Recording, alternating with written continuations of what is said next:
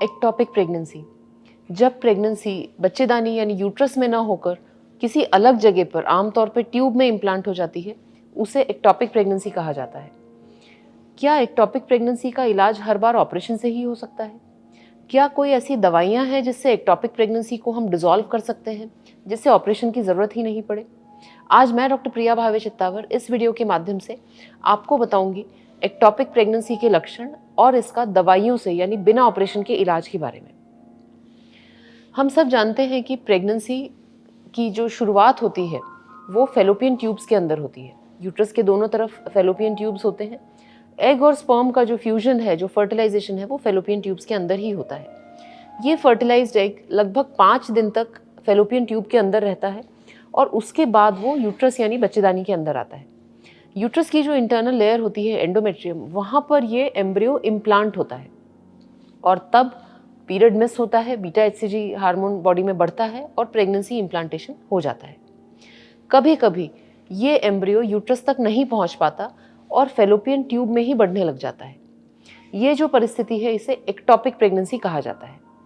Ectopic pregnancy का आमतौर पे ऑपरेशन से ही इलाज किया जाता था, क्योंकि अधिकतर केसेस में ये जब डायग्नोस होता है तो ऑलरेडी ये प्रेगनेंसी 6 वीक से ज़्यादा की हो चुकी रहती थी।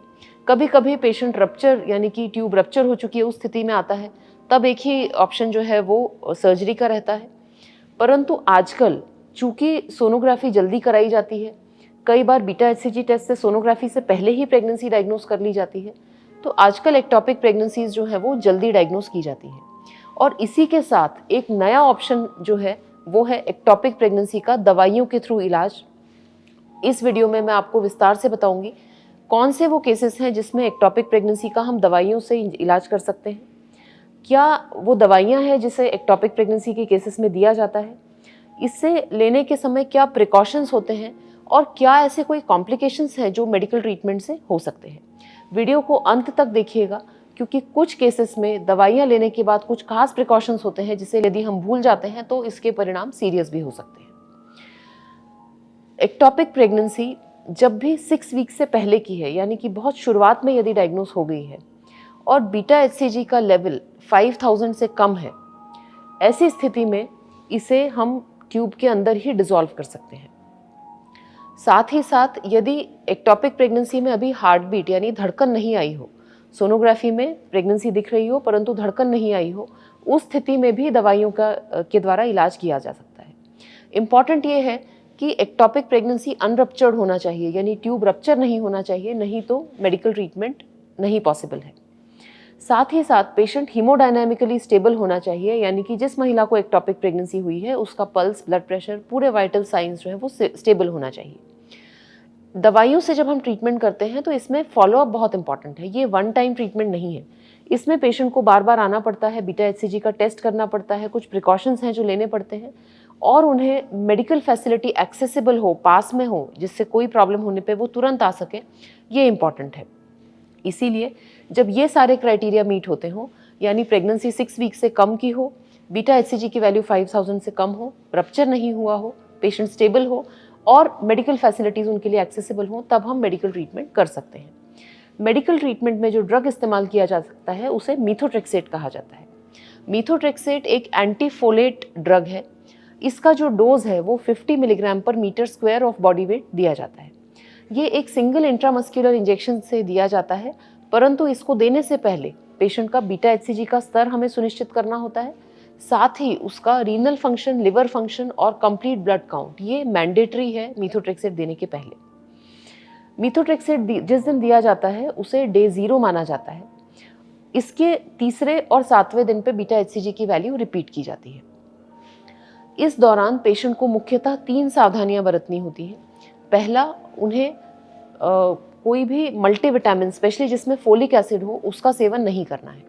इसका कारण यह है कि मीथोट्रेक्सेट का जो तरीका है काम करने का वो एंटीफोलेट है, तो जब हम फोलिक एसिड लेंगे तो इसकी कहीं ना कहीं जो एफिकेसी है वो कम हो जाएगी।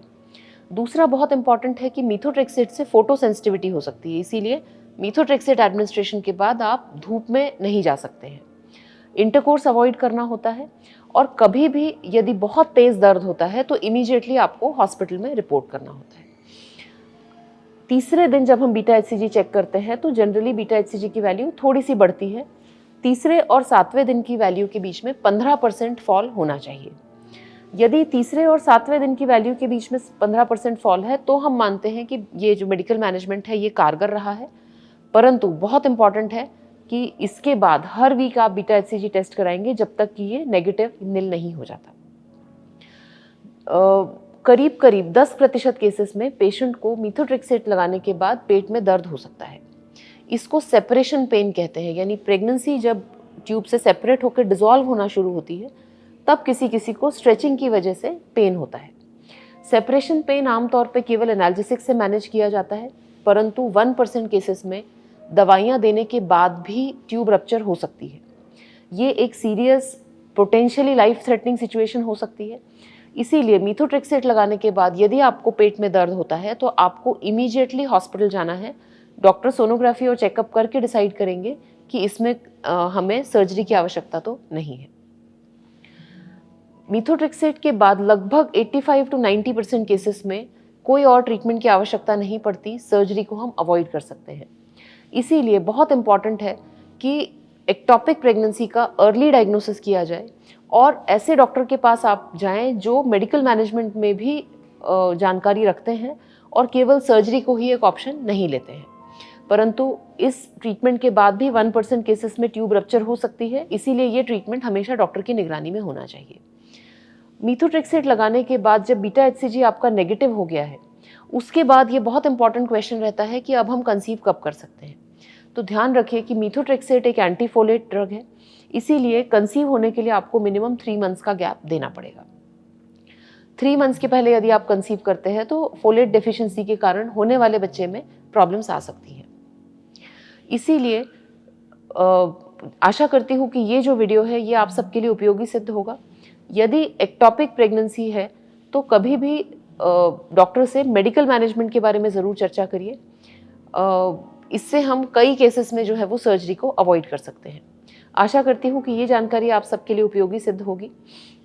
कुछ केसेस में मेडिकल मैनेजमेंट कारगर नहीं होता यदि महिला को ट्यूब ऑलरेडी रप्चर हो चुकी है या फिर बीटा HCG का लेवल 5000 से ज़्यादा है या फिर सोनोग्राफी में बच्चे की धड़कन दिख रही है। ऐसी स्थिति में टाइम वेस्ट किए बिना सर्जरी का निर्णय समय पे लेना बहुत आवश्यक है, क्योंकि एक्टोपिक प्रेगनेंसी में जब ट्यूब रप्चर होती है तो पेट में ब्लड इकट्ठा होकर कभी कभी लाइफ थ्रेटनिंग परिस्थिति भी आ सकती है।